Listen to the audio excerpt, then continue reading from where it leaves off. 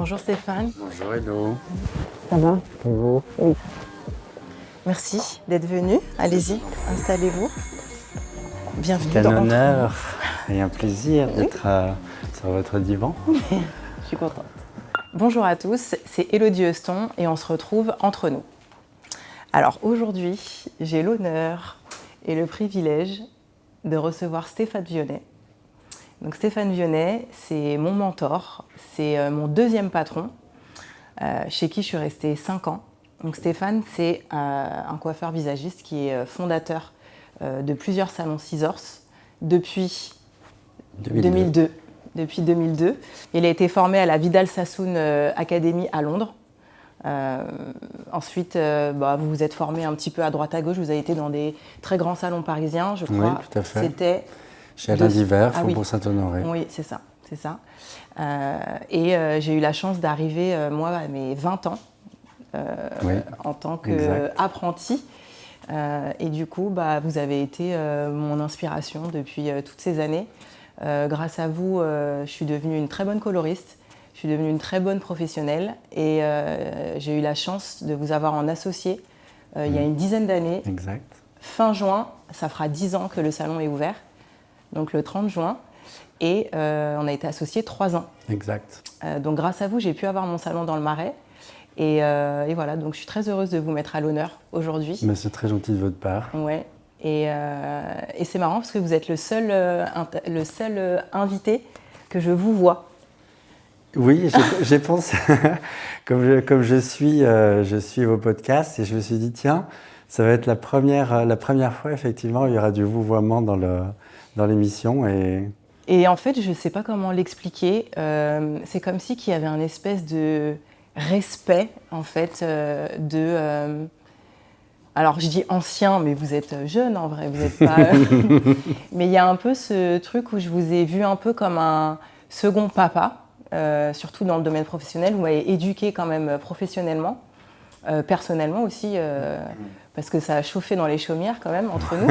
Hein. Certaines fois, effectivement. Et il y a ce truc où un jour j'espère que j'arriverai à passer la barrière du vouvoiement, mais pour l'instant il y a comme ce... Pourtant je vous aime comme quelqu'un de ma famille, mais j'arrive pas encore à passer ce cap du mentor qui m'a élevé, qui m'a appris beaucoup de choses, notamment dans le domaine pro.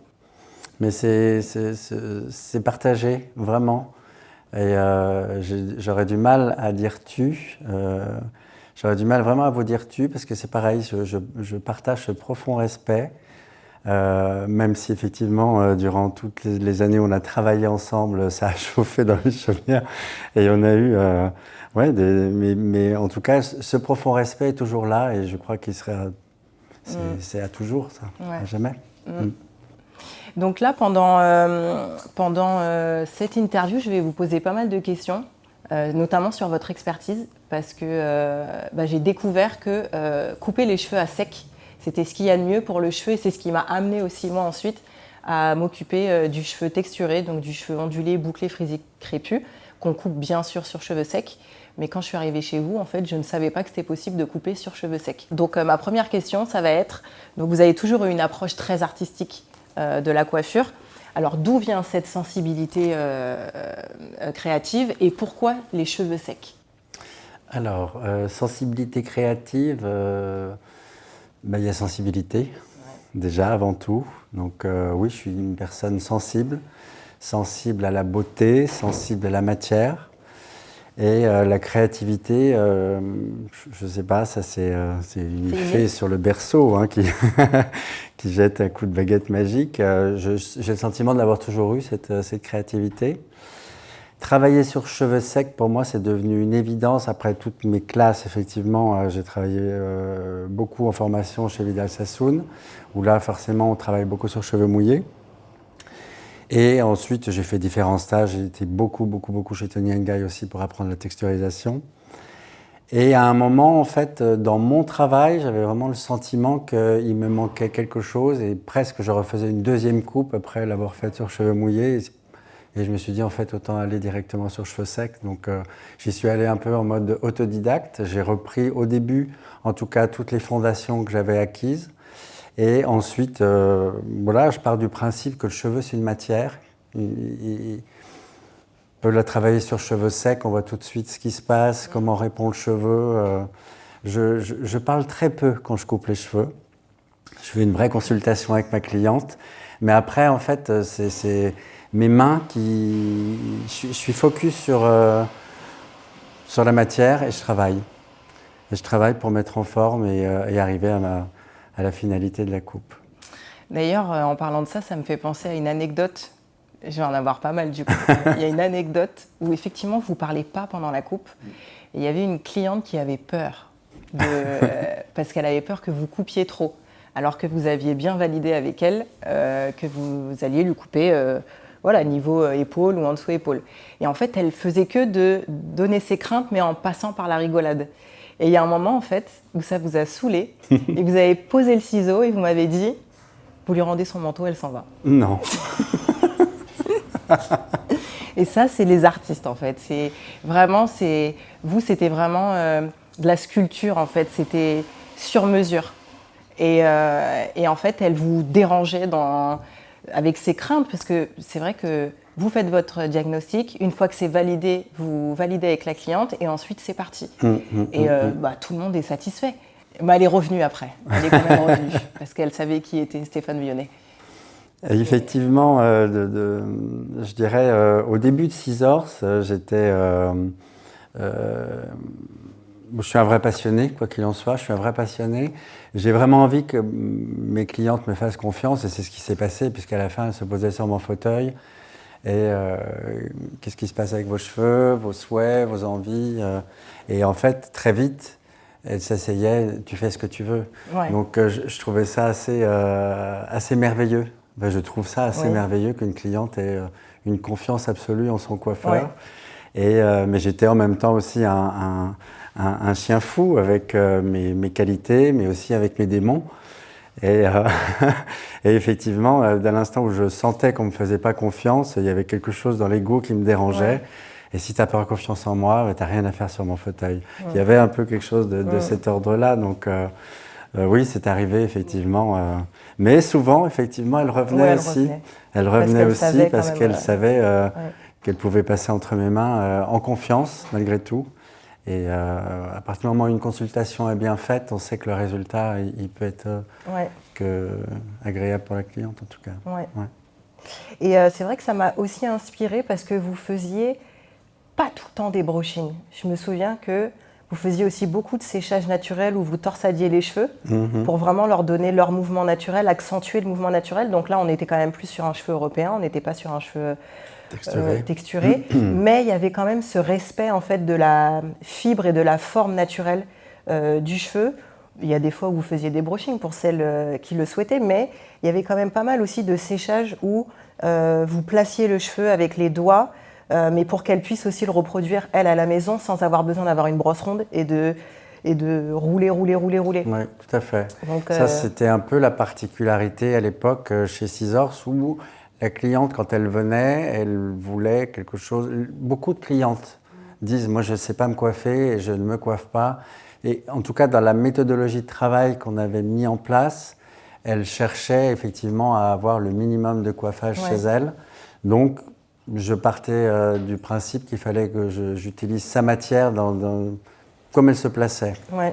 Et souvent, le résultat était assez intéressant parce que chez elle pouvait reproduire la même chose. Et puis, même si elle ne pouvait pas reproduire la même chose, la coupe était faite pour qu'il n'y ait pas besoin de beaucoup de techniques de coiffage derrière. Donc même si elle laissait sécher son cheveu naturel, ça se plaçait. Et c'est un peu comme les techniques que je fais aujourd'hui de balayage, par exemple.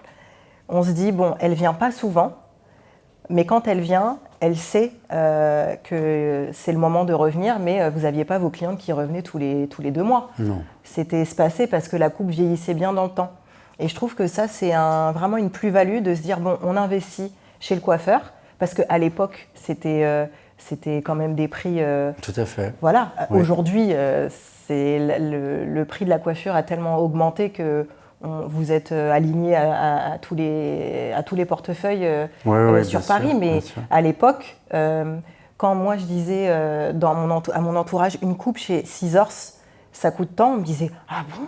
Mais quand même c'est cher !» Alors qu'en vrai, c'est pas si cher que ça, parce que la cliente qui vient 3 fois dans l'année, ça reste quand même moindre qu'une cliente qui va chez le coiffeur tous les 2 mois parce que sa coupe elle est affreuse. Mais oui, qu'elle ne tient pas dans le temps. Voilà, c'est ça. Ouais. Donc, j'appelais ça à l'époque des coupes longue durée. Ouais, ben voilà. La moyenne, j'avais oublié. Mais les coupes longue durée, longue conservation. Ouais. Pas longue durée, longue conservation, parce que la coupe, en fait, elle se transforme, elle vieillit au fur et à mesure du temps, et en règle générale, voilà, 4 mois, et la cliente pouvait revenir. Donc, si on calcule ça, ça fait 3 passages par an. Ouais. Et pour une coupe, c'est... Pour une coupe, c'est beaucoup. Ouais. C'est beaucoup. Ouais. Parce que les volumes sont bien placés, parce que la coupe sur cheveux secs aide beaucoup, parce que la coupe est beaucoup travaillée, il y a un vrai travail de texturisation. Ouais. Et du coup, la coupe, quand elle repousse, elle se place de manière différente. On s'est beaucoup amusé. Ouais. Je regrette. Oui. Ça, c'est vraiment un truc que j'ai adoré quand on a tous travaillé ensemble, c'est qu'on s'amusait. Ouais, c'était très bien. On s'amusait, on faisait du beau travail, du travail de qualité, et en même temps, on s'amusait. Donc ça, c'est le bonheur. Quand on peut travailler comme ça, c'est que du bonheur. Ouais, vraiment. Et du coup, ça m'emmène sur la question suivante. Vous m'avez formé pendant un peu plus de 5 ans. Pour vous, qu'est-ce qui compte le plus dans l'apprentissage d'un coiffeur et quels sont les fondamentaux pour votre équipe? Pour vos équipes, parce que vous avez... J'en ai eu plusieurs, ouais. J'en ai eu plusieurs. Et même vu que vous avez plusieurs salons, du coup, il y a plusieurs équipes. Oui. Qu'est-ce qui me passionne dans la formation d'un jeune coiffeur? C'est déjà l'envie, la passion. Quand j'ai quelqu'un de passionné en face de moi, forcément j'ai envie. La rigueur, bien sûr, ça c'est super important. L'envie de se dépasser tout le temps, l'envie de... Ce qui me plaît de former, et c'est ce que j'ai toujours fait, c'est faire grandir l'humain, dans son métier en tout cas, et ça pendant des années, ça m'a fait me lever le matin. Parce que les faire grandir, vous faire grandir, pour moi, était que du plaisir. Il n'y avait aucune contrainte là-dedans, c'était que du bonheur de voir, presque, moi je suis content, hein, quand l'élève dépasse le maître, pour moi c'est fantastique. Je me suis rarement mis beaucoup en avant et j'ai souvent mis mes collaborateurs en avant, parce que je reste encore une fois très humble aussi dans mon travail, je ne fais aussi que couper des cheveux, sans doute bien, mais je ne fais que couper des cheveux. Et je préférais mettre mes collaborateurs en avant, les monter en compétences pour qu'eux-mêmes prennent davantage confiance en eux et fassent du beau travail. Ça, c'est la plus belle récompense que je pouvais avoir et que je peux avoir. Quelles sont vos valeurs et l'éthique qu'il faut avoir pour travailler chez Scissors? Avec vous, à vos côtés. Je suis quelqu'un d'exigeant. Je suis un vrai gentil. Mais à côté de ça, dans le travail, en tout cas, j'aime la rigueur et je suis quelqu'un d'exigeant avec les règles. J'aime les personnes qui soient le plus possible authentiques. Parce que je trouve que c'est super important de travailler avec des gens qui soient authentiques et vrais. Ça, pour moi, c'est super important. Qu'ils soient à l'écoute. Comme moi, je me dois aussi d'être à l'écoute de l'autre. Qu'il soit patient, parce que ce métier, on l'apprend aussi avec de la patience. Dans l'ouverture, pas trop d'ego. On sait qu'on a un métier où l'ego est quand même très présent. Et je pense que dans un apprentissage, quel qu'il soit, il faut savoir mettre un petit peu son ego de côté et plutôt apprendre ce que l'autre a à t'apprendre et profiter de cette occasion-là, parce que ce n'est pas tout le monde qui fait ce genre de choses-là non plus, pour pouvoir justement gagner en professionnalisme. Ouais. Et du coup, vous avez changé votre façon de recruter ou pas? Oui. Depuis, je crois qu'on ne recrute plus comme on recrutait avant. Les périodes où je vous ai formé, notamment, on ne peut plus former comme ça, parce que j'avoue que c'était quand même un peu rude, un peu dur. À un moment aussi, il faut s'adapter, puis on change soi-même aussi. On change soi-même, on revoit ses niveaux d'exigence, même s'il faut qu'il soit quand même cohérent, mais il y a plein de curseurs qu'on revoit avec le temps. Et l'être humain aujourd'hui fonctionne d'une manière aussi différemment. Je me suis formé aussi, et beaucoup. Donc du coup, on ne communique pas avec une Élodie Euston, qu'on communique avec quelqu'un d'autre. Chaque personne... Il faut s'adapter. Oui, complètement. Ce que je ne savais pas avant, et tout le monde était formé de la même manière. Aujourd'hui, j'ai appris qu'effectivement, les personnalités, et on travaille différemment, on a une approche différente avec chaque personnalité. Ouais. Et du coup, est-ce qu'il y a un moment où vous avez pris conscience que vous deviez évoluer personnellement ou professionnellement? Oui, très vite d'ailleurs, très vite. Vous donnez l'exemple de la cliente où je pose les ciseaux, prenez votre manteau et puis merci, au revoir. En vrai, c'est un comportement qui est pas très, c'est un peu touchy quand même. Oui, après, je pense que c'est arrivé à tout coiffeur, à tout patron de salon, où il y a aussi ce truc, comme vous disiez, il y a l'ego. Moi, je sais que quand j'ai ouvert mon salon, je pouvais avoir aussi une attitude où je pensais que je savais et que je prenais pas spécialement en compte l'état de la cliente. Alors qu'on ne sait pas ce qu'elle a vécu avant, on ne sait pas où elle en est, on ne sait pas si elle n'a pas vécu une dinguerie dans ses cheveux, si elle ne vient pas d'accoucher, Donc au début, on n'est que pris par soi parce qu'on ouvre son salon, parce que on est pris aussi par notre ego, par j'ai mon salon, tout ça. Moi, c'est comme ça que je l'ai ressenti. Il y a une vraie pression. Oui, il y a une pression aussi. Et voilà, mais c'est avec toutes ces expériences, et puis comme vous dites, le travail personnel, le travail d'introspection, les thérapies, tout ça qui font que aussi on souffle un peu, on redescend, on prend du recul. Et puis, on va surtout chercher ce qui se passe en soi et pas ce qui pourrait se passer chez l'autre, en fait. Il faut d'abord s'occuper de soi avant de s'occuper des autres. Il faut surtout s'occuper que de soi, en fait. Mais c'est aller voir un peu ce qui se passe chez nous. Et c'est vrai qu'après, on pose un peu on baisse les armes, quoi. Oui. J'ai eu beaucoup de chance d'avoir rencontré, ça c'est une cliente qui est arrivée un jour dans mon salon. Elle me dit, écoutez, j'ai vu une femme à la piscine qui séchait les cheveux et tout se plaçait formidablement bien et je voudrais me faire couper les cheveux par vous. Donc, forcément, je suis assez honoré et touché. Et en discutant avec cette femme, je lui ai demandé ce qu'elle faisait et elle me dit qu'elle travaille sur le comportement humain. Et il y a un truc qui a fait gling gling dans ma tête. Et je lui ai dit, avec plaisir, laissez-moi une carte. Et je crois 48 heures après, d'ailleurs, c'est devenu une amie très chère. Et 48 heures après, j'appelle cette dame et je lui dis, bon, écoutez, ce que vous proposez, je ne connais pas les tenants, les aboutissants, mais je veux faire un stage chez vous.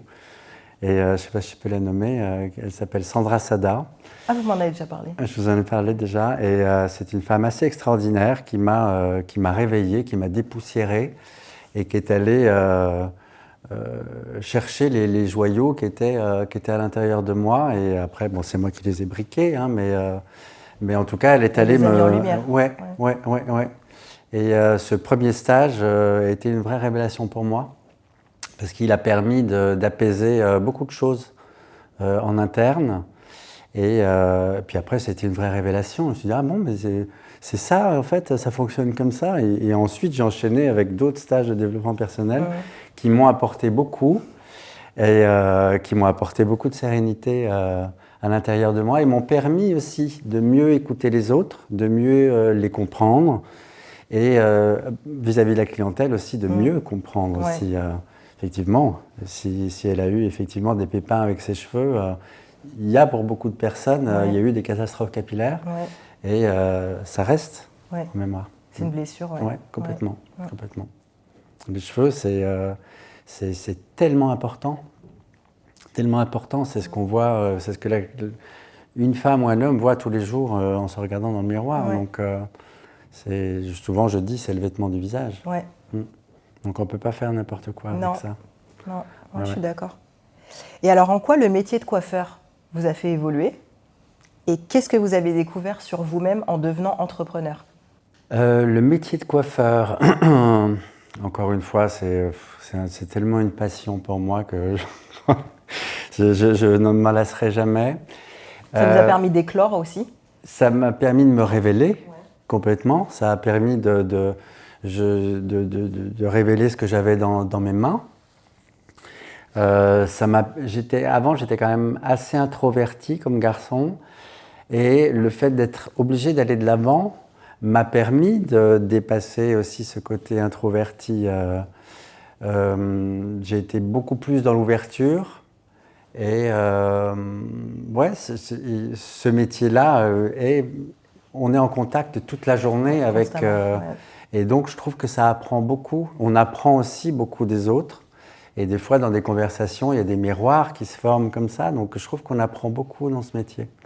On est vraiment très proche quand même de l'humain. Et moi, pour moi, c'est une vraie révélation. Ce que j'ai appris en tant qu'entrepreneur, je crois que c'est au fil du temps. Moi aussi, j'ai fait les conneries tout au début. J'ai ouvert en 2002 et l'année d'après, je crois que j'ai fait mon premier stage de management. Et quand je suis revenu, j'ai voulu mettre tout en place. Et 6 mois après, je me suis retrouvé tout seul. Je me suis dit, qu'est-ce qui s'est passé? Qu'est-ce qui s'est passé? Je crois que j'ai pas bien appris mes leçons. Mais on apprend. Ouais. On apprend. C'est vrai. Mais je vois ce que vous avez en tête. Mais en même temps, c'est en faisant qu'on se rend compte. C'est comme ça qu'on grandit. On grandit avec ses erreurs. Hein. On grandit avec ses... Ben oui.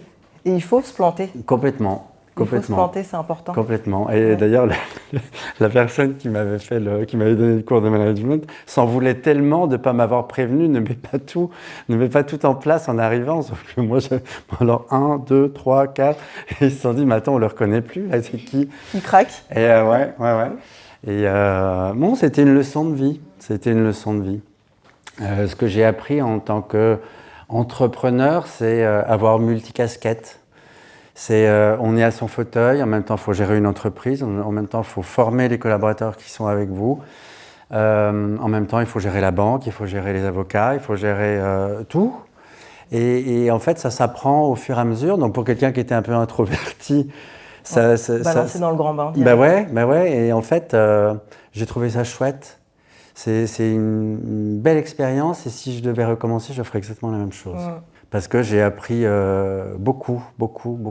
Ça m'a énormément enrichi. Ouais. Et aujourd'hui, je sais vraiment que je suis un coiffeur avant tout, mais je reste aussi un chef d'entreprise. Bah moi, ça m'a beaucoup inspiré. Du coup, j'ai voulu suivre votre parcours. Et d'ailleurs, je pensais à quelque chose.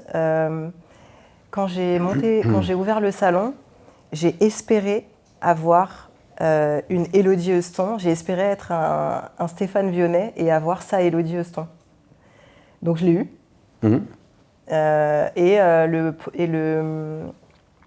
Le processus a été le même.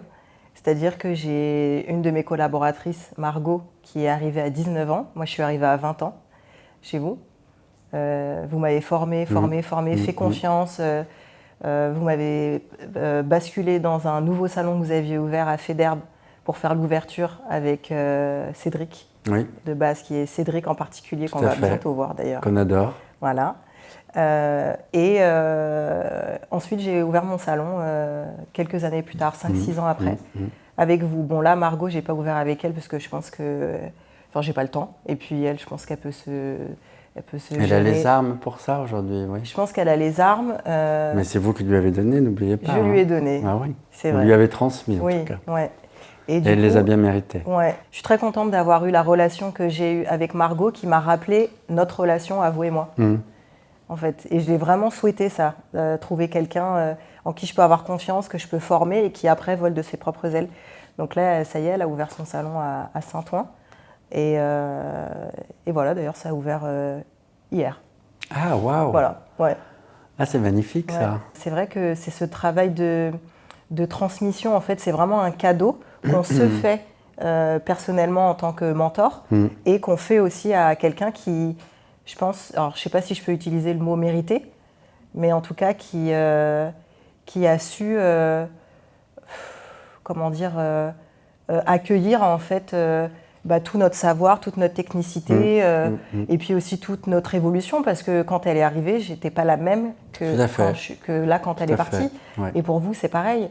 Après, nous, on a eu la chance de continuer à travailler ensemble, même quand je suis partie. Les 3 premières années, donc quand on s'est associés pendant 3 ans, je me souviens qu'on se voyait tous les lundis. Tous les lundis. Oh là là, j'étais contente de vous voir, mais de se taper de l'administratif pendant je me souviens, j'arrivais à 9h jusqu'à 13-14h. On mangeait de l'admin. Après, je bossais aussi avec Pierre de l'époque, sur un peu le management, tout ce qui était politique commerciale, charte de qualité et tout. Je sentais que j'apprenais, mais je me disais, ah ouais, là, ça me sort vraiment de ma zone de confort. C'est vraiment ça le boulot aussi de chef d'entreprise. De chef d'entreprise. C'est pas que être dans le salon et trôner comme ça et dire c'est mon salon, voilà, venez chez moi, tout ça. Non, ça, on l'apprend rapidement. On l'apprend rapidement. Et puis, je me souviens, vous m'aviez dit, c'est vous qui allez créer la société, c'est vous qui allez aller à la chambre de commerce, c'est vous qui allez aller déposer ci, ça, ça. Alors qu'aujourd'hui, j'ouvre une société, j'appelle mon comptable, je lui dis, est-ce que tu peux me créer une société? Alors que vous m'aviez dit, non, vous allez tout faire toute seule. Pour vraiment, et ça a été vraiment un cadeau. Mais je pense que c'est important. Mais bien sûr. Quand on ouvre une société. La première, en tout cas, de se dire, là, je dois aller à droite, à gauche, déposer, prendre rendez-vous, ceci, cela. Je me souviens, c'était interminable. Et je me suis dit, mais attends, mais tout le monde fait ça, mais quelle perte de temps. Et en fait, non, c'est pas une perte de temps, parce que c'est une prise de conscience. Que là, on passe un step, vraiment. Donc, on s'engage. Voilà, on s'engage vraiment. Et on prend du temps, de l'argent. Voilà, donc... En tout cas, ça, c'était pour moi une très très belle aventure. Ouais. Une très très belle aventure d'ouvrir ce salon avec vous, rue de Turenne. Ouais. C'était, déjà, ça a été 3 ans de bonheur dans notre association. Ouais. Et puis, être associé avec vous, c'était du plaisir parce que, d'une, il y a le respect, déjà. Et à partir de là, vous avez écouté en tout cas toutes les indications en grande partie que je vous ai transmises. Et je vous ai laissé faire aussi vos conneries, hein, bien évidemment, parce que c'est comme ça qu'on apprend. Mais j'étais là un petit peu en garde-fou malgré tout. Mais c'était vraiment 3 années de vrai bonheur de collaborer avec vous. Vous avez été ma seule associée durant toutes ces années. C'est vrai. Oui. C'est vrai. Oui, vous avez été la seule. Ouais. Et si on devait se réassocier demain, j'y retournerais les yeux fermés. Parce qu'il y a cette confiance. Ouais. Et qui est tellement importante. Souvent, ce qui peut, dans les associations, ce qui peut capoter dans une association, c'est ça. Ouais. C'est le manque de confiance, le manque d'honnêteté. Et nous, on avait tous ces ingrédients-là, donc ça a fonctionné. Et puis en fait, ce que j'ai aimé, c'est que, pour la petite histoire, je voulais ouvrir mon propre salon seul, sauf que en fait, j'avais pas les armes. Je suis arrivée, j'ai demandé à la banque, tout ça, tout le monde m'a dit, non, ma grande, t'as 25 ans, t'as pas d'argent, t'as pas de bilan, t'as rien. T'es trop petite, quoi, en gros, pour qu'on puisse te prêter tout ça d'argent. Et du coup, vous m'avez dit, écoutez, on peut s'associer. C'est pas tout le temps que un associé de cette envergure va dire à une jeune fille, par contre, vous restez actionnaire majoritaire. C'est important de le dire quand même, parce que vous auriez pu très bien me dire on est à 50-50, alors qu'en vrai, c'est moi qui cravache dans le salon tous les jours.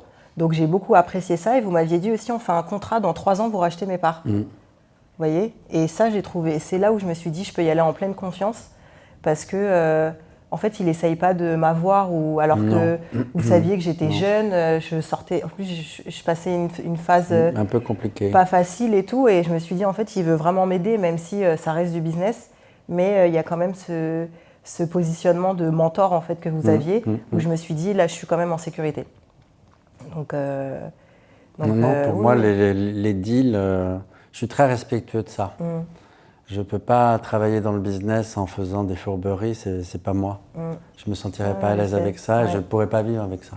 Et du coup, quand je suis arrivée chez vous à 20 ans, vous m'avez pris sous votre aile Et qu'est-ce que vous avez vu en moi à l'époque? Parce que je ne travaillais pas avec vous, je travaillais dans un de vos salons. Vous aviez acheté une franchise dans un salon qui ne me ressemblait pas du tout. Hein. Oui. Mais j'avais besoin d'un salon en urgence, donc on m'a pris là. Et vous êtes arrivé et au fur et à mesure, vous m'avez dit, allez, là, vous venez ce samedi. Ah, puis là, finalement, vous allez venir encore ce samedi. Et puis là, vous allez venir vendredi. Et puis après, vous avez dit, bon, allez, ça suffit, vous n'avez rien à faire là-bas. Vous venez chez moi. Exact. Qu'est-ce que vous avez vu? Qu'est-ce qui a fait que vous vous êtes dit, elle va venir chez moi, en fait, et je vais la former? Alors que j'étais une tête dure. Hein. Alors, oui, une tête dure. Déjà, il y a la toute première chose, j'étais pas là à ce moment-là, mais en tout cas, c'est ce que m'a rapporté la responsable. Vous êtes arrivé dans le salon, vous avez dit bonjour, est-ce que vous recherchez quelqu'un? Et potentiellement oui. Donnez-moi votre CV. Et vous lui avez répondu, non, j'ai pas de CV, mais par contre, je peux rester là, je vous montre ce que je sais faire. Moi, je trouve ça, j'appelle ça de l'audace, vraiment.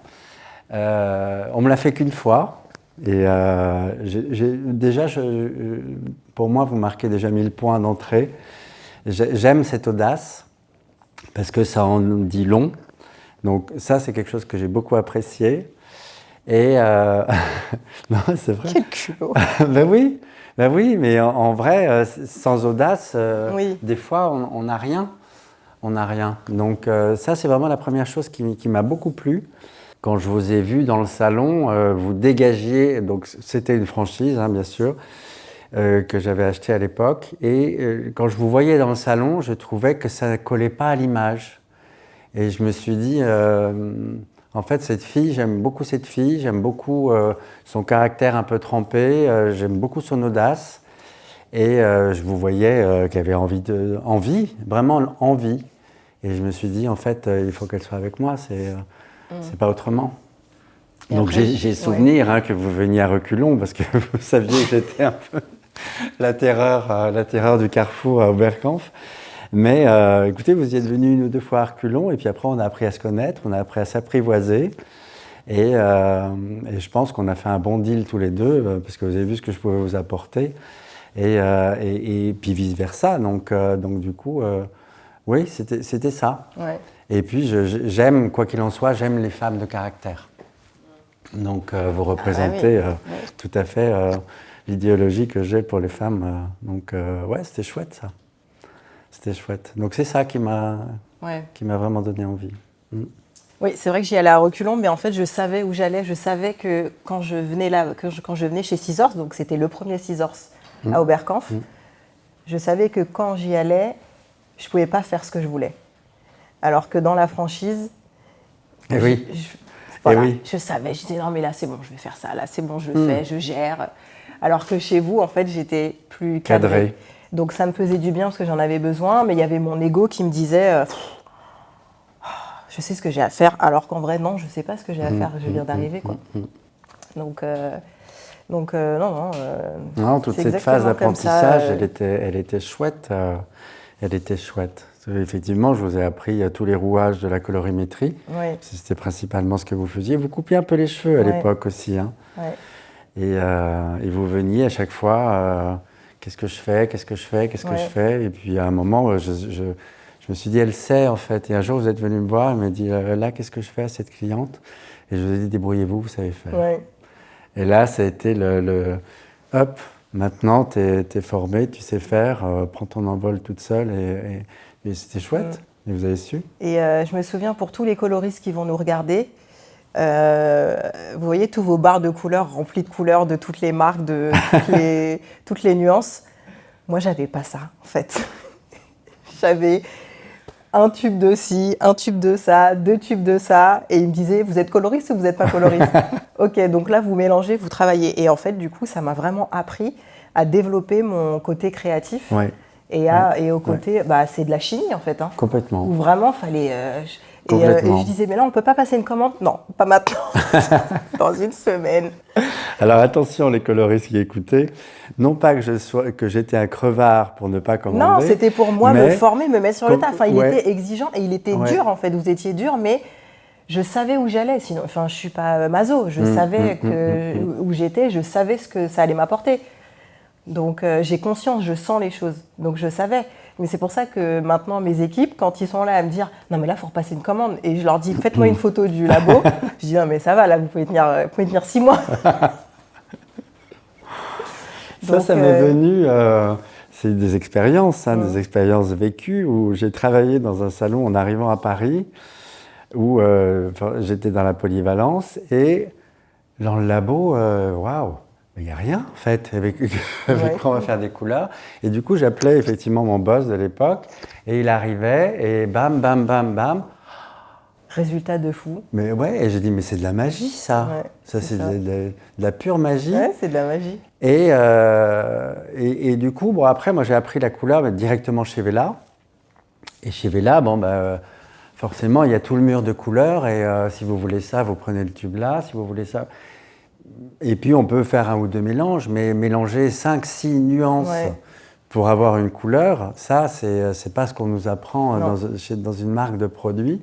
C'est comme ça qu'on devient créatif. Et c'est comme ça c'est là que la créativité, elle ressort, parce qu'on est un peu au bord du précipice et on a une couleur à faire, alors qu'est-ce que j'ai? Et en fait, là, il y a quelque chose en soi qui arrive et qui dit, quoi qu'il en soit, l'instinct de survie, il faut que je fasse... C'est ça le mot, l'instinct de survie. Ouais, il faut que je fasse ma couleur, et en vrai, je sais qu'on peut la faire. Donc, allons-y, parce que là, il y a des choses, c'est aussi une forme d'apprentissage. C'est aussi une forme d'apprentissage. Et puis, il faut toujours rester concentré, parce que là, forcément, il y a encore une autre anecdote qui me vient en tête.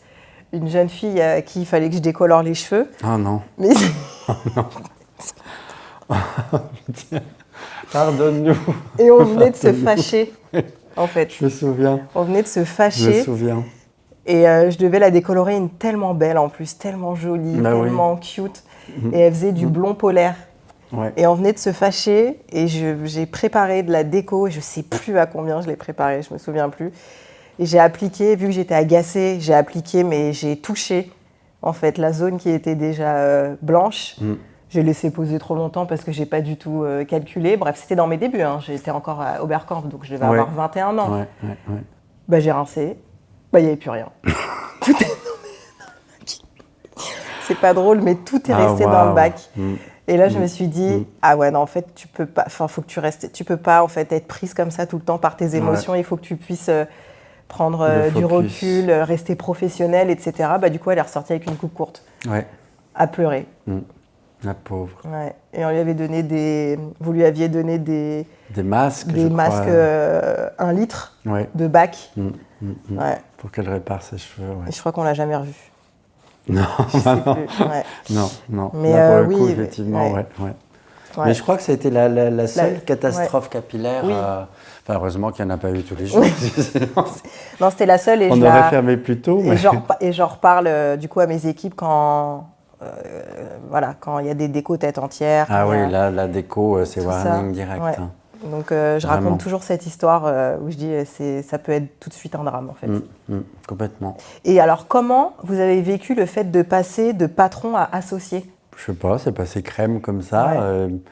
Encore une fois, je savais à qui je m'associais, donc pour moi c'était facile. Et puis en même temps, j'ai trouvé encore une fois cette aventure extraordinaire.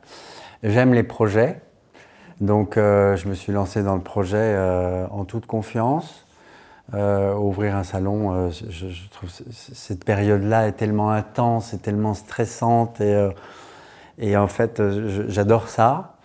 Le fait que ce soit avec vous, c'était vraiment super. Effectivement, il faut savoir composer. Effectivement, c'est pas mon salon, même si j'y suis associé, c'est pas mon salon. C'est pas moi qui vais travailler dedans. Donc, il faut se composer avec... savoir se mettre un peu en retrait, laisser place. Oui. Et je pense que c'est ce qui a été un peu fait. Et ensuite, le fait d'être associé avec vous, nos relations chaque lundi, donc je sais que pour vous, l'admin et tout ça, c'était venir à reculons avec le sac. Bon, voilà, tout est là. Ah bon? Voilà.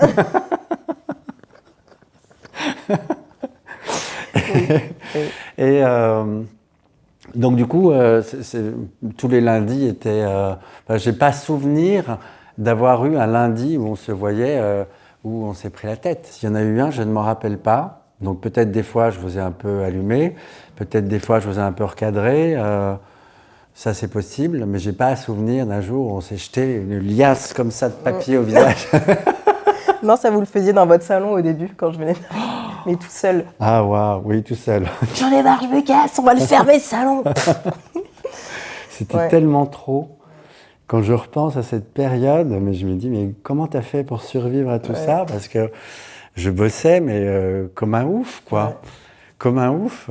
Et du presque 7 sur 7. J'avais fait un choix d'ouvrir un deuxième salon. Il y avait tous les collaborateurs à gérer. Je bossais au fauteuil du matin au soir, du soir au matin.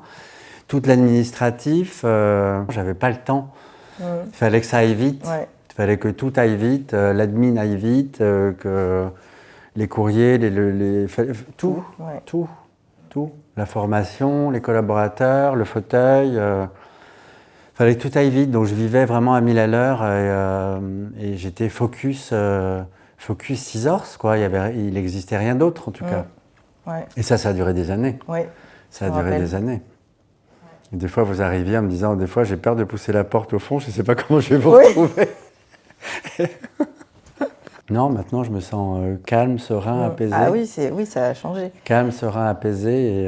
Mais je suis quand même très contente d'avoir connu ce Stéphane. Parce que du coup, ça me permettait de rester quand même droit dans mes bottes. Parce que moi, j'empiète beaucoup quand même. C'est-à-dire que si on ne me cadre pas, je prends beaucoup de... Prenez beaucoup de place. Vous pouvez prendre beaucoup de place. Ouais. Et vous me disiez toujours, faut lâcher les ballons pour redescendre. Ah oui, c'est vrai. Et vous me disiez ça, et vous me disiez, nul n'est indispensable. Pas même moi, en parlant de vous. Ouais. Et du coup, c'est ce que je dis aujourd'hui, c'est ce dont je me rends compte, c'est faut toujours rester humble, les pieds au sol, parce que le monde ne s'arrêtera pas de tourner s'il n'y a plus de Élodie Heuston, ou s'il n'y a plus de Stéphane Vionnet, ou s'il n'y a plus de... Voilà, ça fonctionne sans nous. Donc, il faut de l'humilité. Et je me souviens que moi, vous m'avez vraiment appris l'humilité. C'est important. Vraiment. Parce que vu que je pense que j'étais un peu douée, et puis que j'étais que dans... Je ne rencontrais pas, moi, d'autres coiffeurs à l'époque. C'est pas comme maintenant où tout le monde se connecte, etc. Donc moi, j'étais là, je me disais, non, mais je suis trop forte, je suis trop machin. Et du coup, je manquais cruellement d'humilité. Je me souviens qu'à chaque fois, vous me redescendiez un petit peu. L'image que j'avais, en fait, c'est le bouquet de ballons à l'hélium. Oui. Et je vous disais à chaque fois, il faut que je vous ramène. Ouais. À l'époque, je n'utilisais pas le mot ancré, mais il faut que je vous ramène au sol. Ouais. Je suis contente, moi, d'avoir rencontré ce Stéphane aussi, quoi.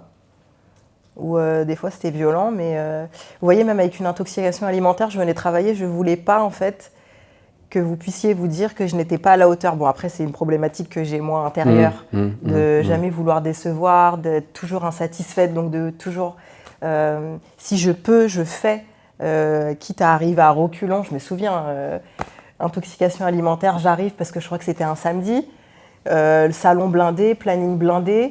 Je me suis dit, non mais si je lui envoie un message, il ne va pas me croire. Parce que moi, je ne crois personne, en fait.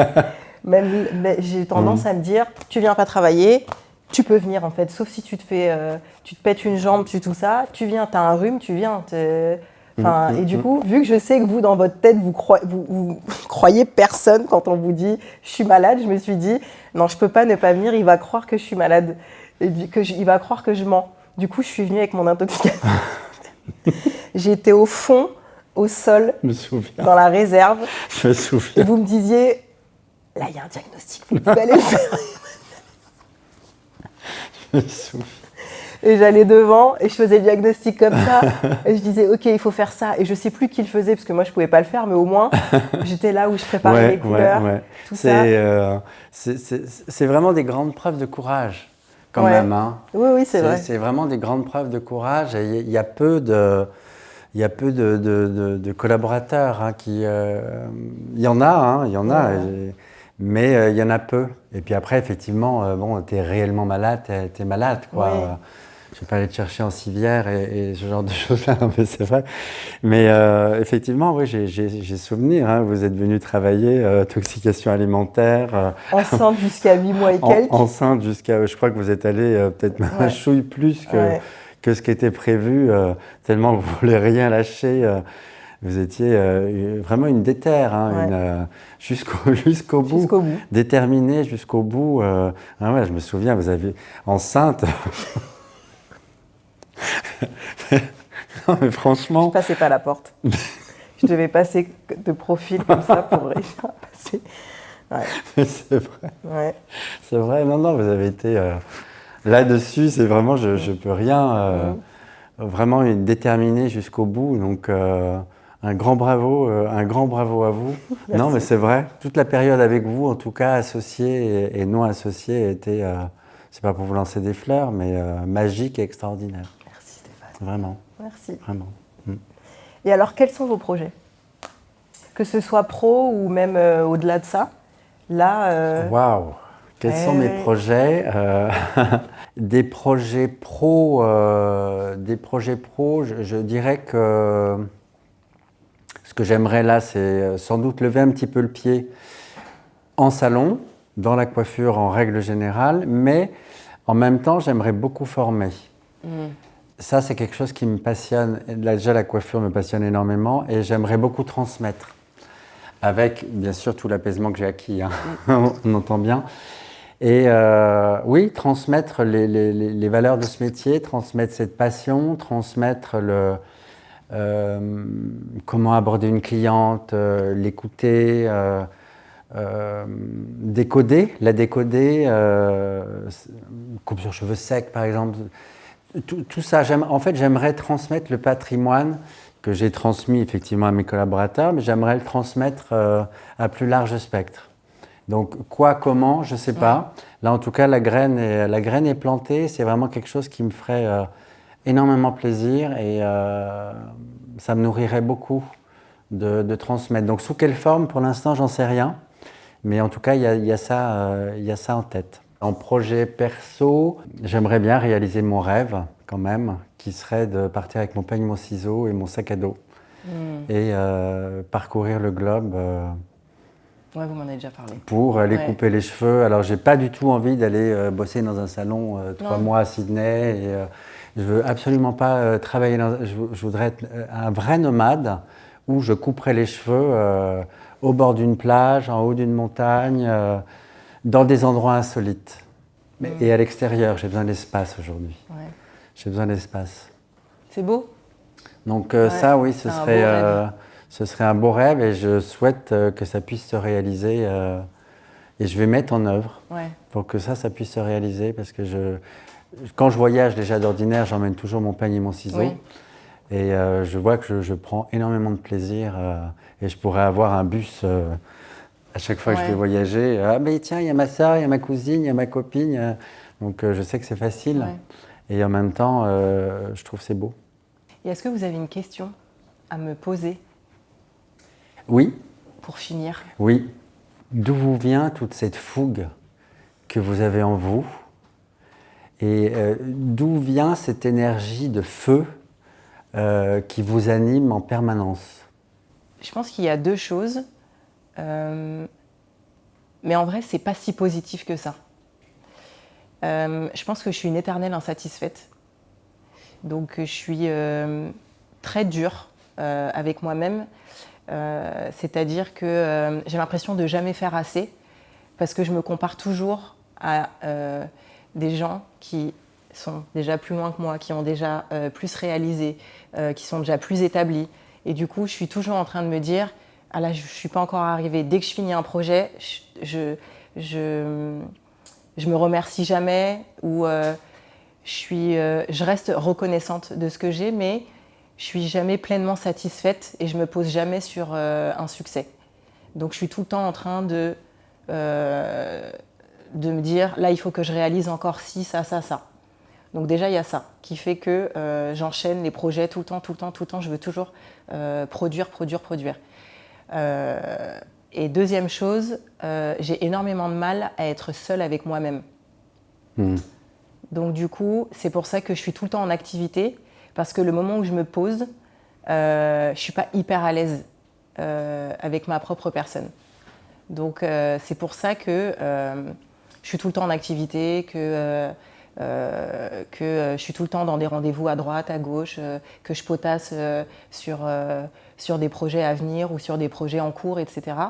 C'est pour ça que je dis que c'est pas hyper glorieux, parce que je sais pas si c'est pour les bonnes raisons en fait que je le fais. Après, forcément, j'ai une vocation. Par exemple, ce dans quoi j'évolue, c'est le cheveu naturel, le cheveu texturé. Ça parle aussi de mon histoire, de ce que moi j'ai vécu avec mes cheveux, ce que mes amis, mes cousines, ma famille, ce qu'ils ont vécu.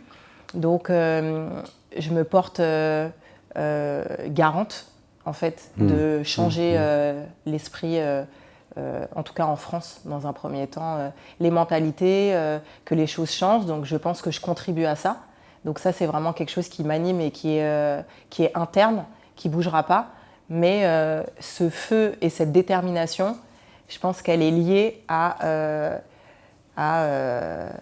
quelque chose où j'ai besoin toujours d'être en activité, d'être en action, pour ne pas me retrouver sans rien faire et me dire...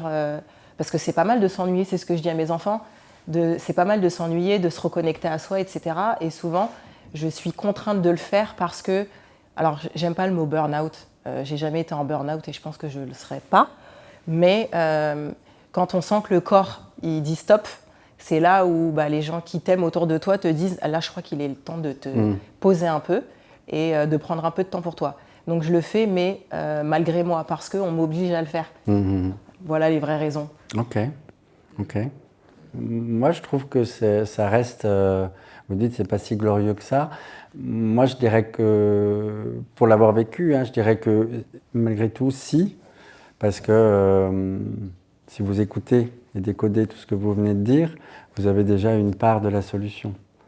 Oui.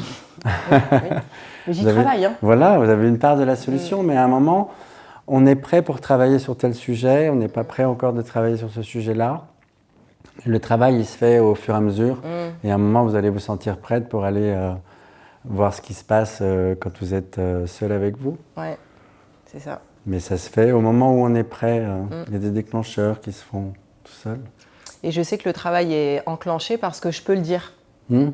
C'est déjà... Je sais ce qui se passe et je peux le dire en interview, quoi. Parce que c'est pas... C'est déjà beaucoup. Ouais. Merci Stéphane. Merci de m'avoir invité. Ouais, c'était génial, mais je le savais déjà. Ah Je savais, j'avais hâte. Donc merci d'avoir répondu présent. Non, c'était un plaisir. Merci d'avoir été honnête, comme je vous vois régulièrement. Et voilà, je suis très contente.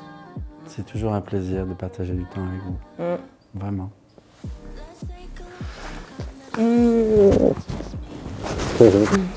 Merci à vous. Merci d'avoir croisé mon chemin. Oui, merci à vous. C'est génial. Merci de nous avoir écoutés et à très bientôt dans Entre nous.